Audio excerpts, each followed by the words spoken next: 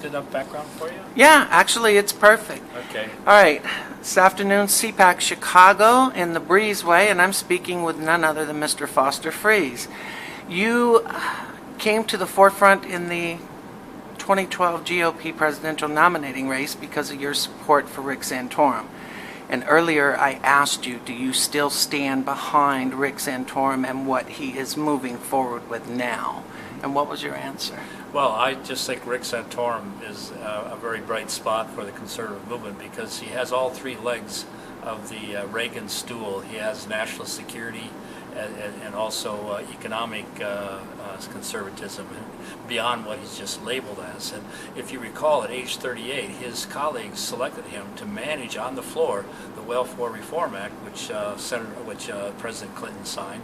And he's also been champion of the line item veto and the balanced budget amendment.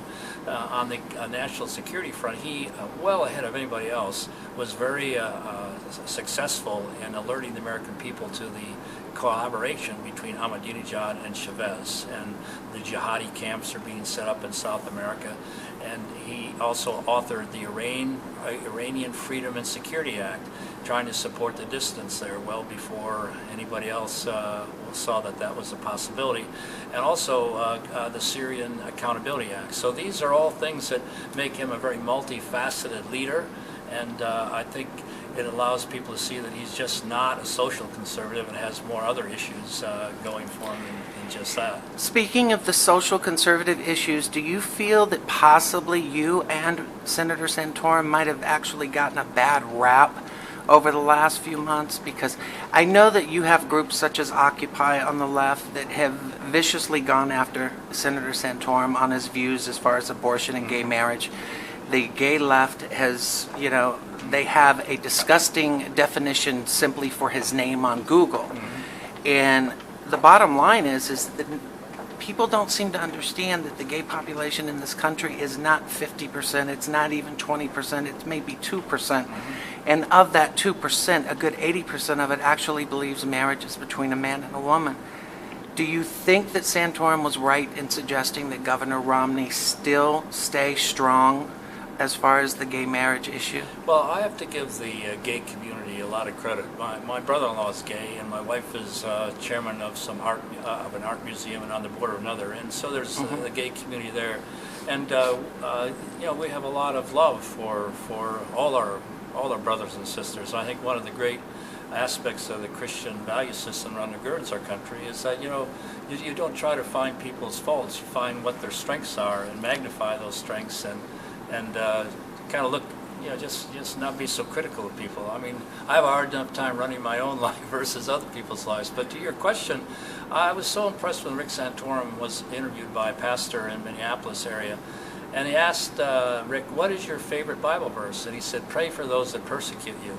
So it really impresses me is how the abuse that you point out that Rick absorbs from people who really don't know him, and the fact that he has no animosity, no hatred toward them, and literally prays for them.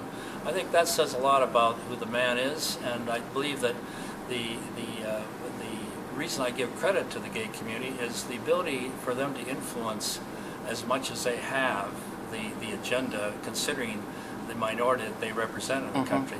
And I once said to a friend in my club, I said, you should get behind this guy, Rick Santorum. He said, oh, he's too extreme. I said, well, explain what you mean. Well, on marriage between man and woman. So I said, well, if you go back through history, the Muslim faith, the Christian faith, the Jewish faith, and most primitive African tribes going back centuries have had this concept of man versus woman. So at what point in your life did you suddenly consider that extreme? And so he suddenly realized that his version of calling Rick Santorum extreme in this issue emanated from the media constantly bombarding it, saying it was extreme. So I just think that we have to be very sensitive to other people's lives, and when we point our finger at someone, we have to look at the three coming back at us. And so I'm not too eager to point my finger at other people because when I get my act together, and that's not going to be in this lifetime, then I'll maybe point my finger. But it's interesting because you have been portrayed, and forgive me because I'm just going up based on what has been written and what's been read. You've actually been portrayed by the left and by some of the most active gay activist on the left as being a merchant of hate. And, Rick Santorum was identified the same way by the Occupy protesters in Washington. And it was my question to them at the time, how is it that you feel you have the right to stand on the street and accuse people of being something when you've never taken the time to talk to them? Yeah. And talking to you in person, I don't see the merchant of hate here. So either somebody's got their description completely off whack, or else, I'm not. I remember, I remember recently, some guy writes, "Can you imagine having this guy freeze in the White House? It's terrifying." Well, what would be terrifying about having me in the White House if Santorum became president? My life changed very much when I was 38 years old. I was very focused on myself, and I used to tell the story every Sunday morning. My wife and I had our heads bowed, she in church praying and me over a 3-foot putt. And my life was pretty much in shambles. We were skirting divorce, and my kids and I were estranged. I was bored with my very successful business, and so I needed new management, and at that time I invited the Lord to take over, and things immediately got worse because my wife had an in-house TV evangelist with no off button. But I just think, to get to your point, my life is committed not to hating, but my life is, well, let these pass. Thank you.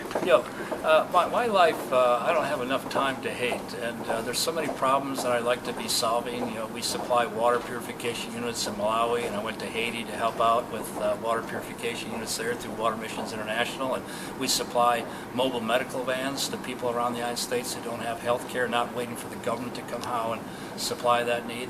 So there's so many problems that God wants to partner with all of us to solve that we don't have time to hate, and we're all called to love. Mr. Freeze, do you think... Foster. Okay.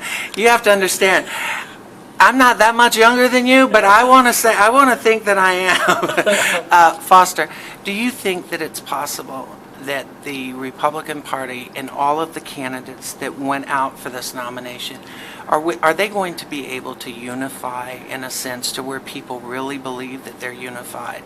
I think that's a real challenge. I've been working for a couple years trying to get a unified message from the Republican Party on health care, because behind every no there has to be a yes. And I don't think our side of the aisle, so to speak, has come up with very good solutions other than let's get rid of Obamacare. Right. And so when I've tried to challenge my friends in the Republican Party, their notion is, well, Republicans aren't collectivists. The Democrats, they can unify better, but we're all individualists, and so we each have our own plan.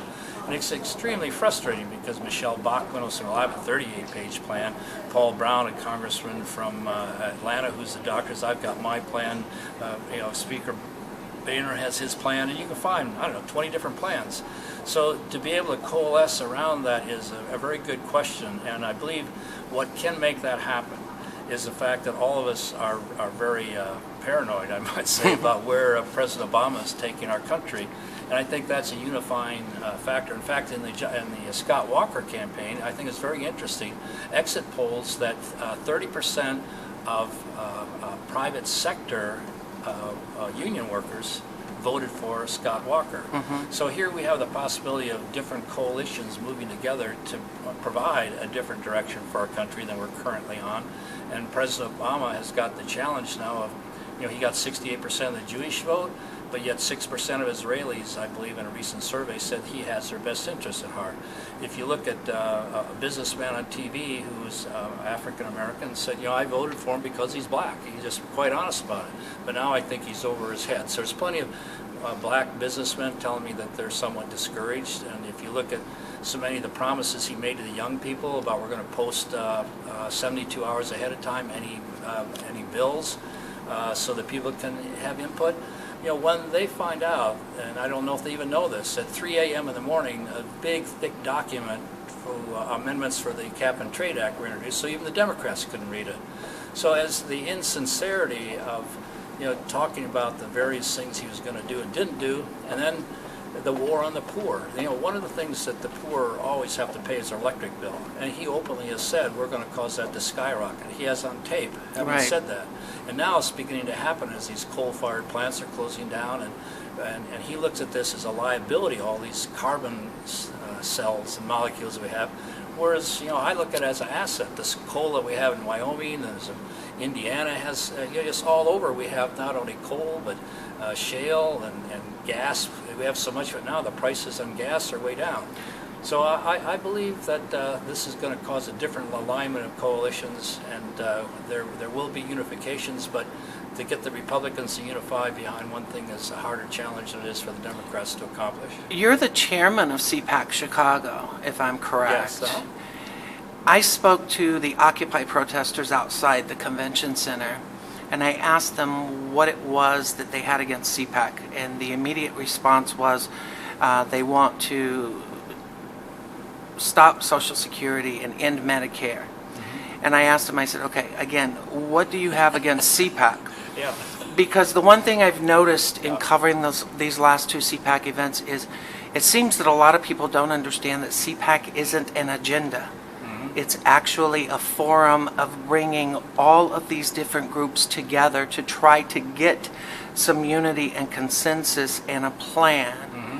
Do you think that CPAC is going to succeed? Do you think actually what CPAC is doing is going to benefit the Republicans as far as this election cycle? Well, I think anytime you get citizens together to discuss what solutions are, rather than just gathering to tear people down, I think that's going to be successful. And Al Cardenas is a Cuban immigrant. His family came here with hardly anything, and he tells a story of the possibility of applying for some kind of a government grant. And his father, I believe, said, "There's no way we're doing that. We came here to have freedom, to have liberty, and these people welcomed us, and we're not going to be a burden on them for what for our coming here." Right. So I think. CPAC is just a combination of a lot of people who love America. They love the ideals on which our founding fathers started this and want to include everybody in the process, and I believe that's a good thing.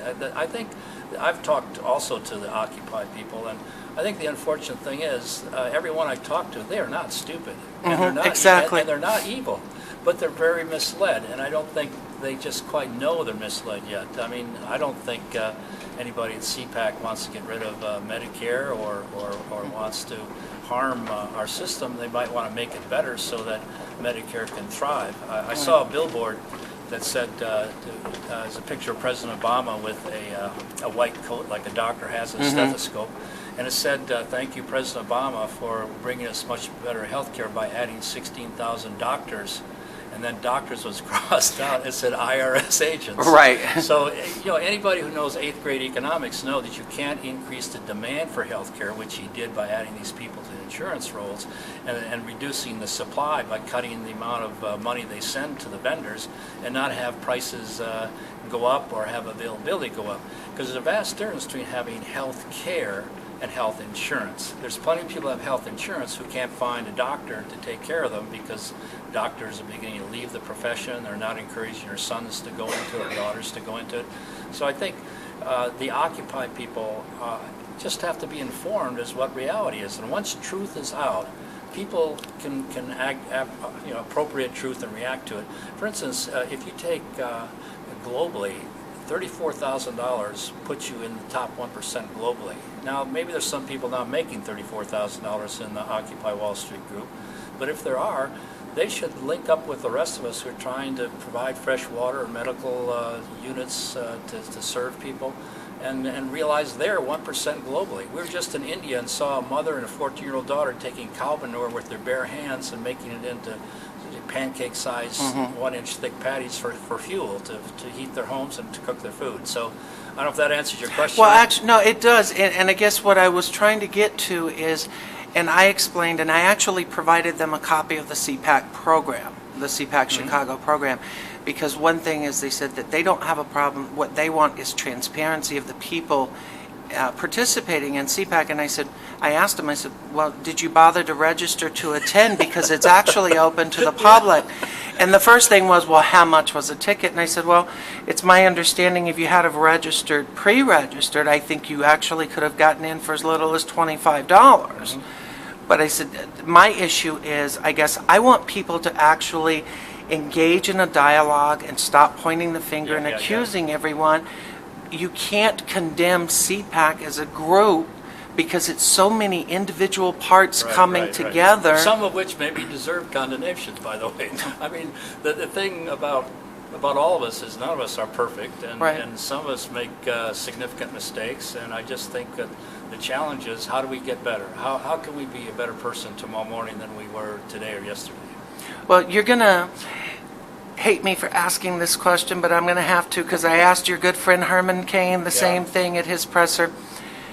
Herman Cain came out, endorsed Mitt Romney, and when asked by Greta Van Susteren of Fox News what was up with that, he says, "I want people to see that I'm all about unifying the party." I asked Mr. Cain this morning if he believes that it's time, considering the fact that Senator Rand Paul came out yesterday and endorsed Mitt Romney, if Mr. Cain felt it was time for Congressman Ron Paul to come in and give an endorsement. Interesting question. So I'm not going to tell you what his answer was, but I'm going to ask you, do you think that Ron Paul should? Well, that's up to Ron Paul. I don't know what motivates a lot of people to do what they do, and that's what makes America great. He maybe has a reason for doing it, and who knows, it's maybe to develop brand recognition of the Ron Paul name, so Rand Paul can run someday. But that's up to him. And I think what makes America great, we let people do what they want to do, and God bless them. Over the campaign, at first I thought he's kind of a little grouchy kind of a guy, but I've come to have an affection for him. And he obviously loves America, and I don't agree with his isolationist policy on foreign affairs. But even though I'm a money manager, he's got me puzzled about this issue about the Fed. I've never taken a lot of time to understand all the issues, but I want to take time to hear what his agenda is. I think auditing the Fed seems to make sense to me. And all the other issues, I'm hoping I can learn more about what that's all about. Foster Friess, thank you so much for speaking with us. Well, it's an honor, and I'm delighted that you would take the time to ask me questions. It's very important to me to have people like you do that, because I raised 4 kids and they never paid attention to me. That's okay. My mother raised 4, and this one of the 4 never paid much attention to her, and now he calls her every night. Thank you so much, sir. God bless you. Bye-bye. Thank you.